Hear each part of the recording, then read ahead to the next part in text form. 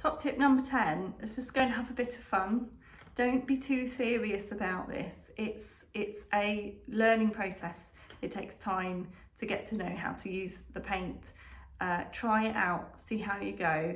And you know, if you can't get your head around how watercolours works, there are plenty of help available. I have a brilliant watercolour course which starts you off from the beginning, and it will help you all the way through until you got a little bit of confidence to start going it alone. So that's called Watercolour the Basics, and I've also got several other offshoots of that course which will help you, including a landscape course, a flowers course, of how to specifically tackle those watercolour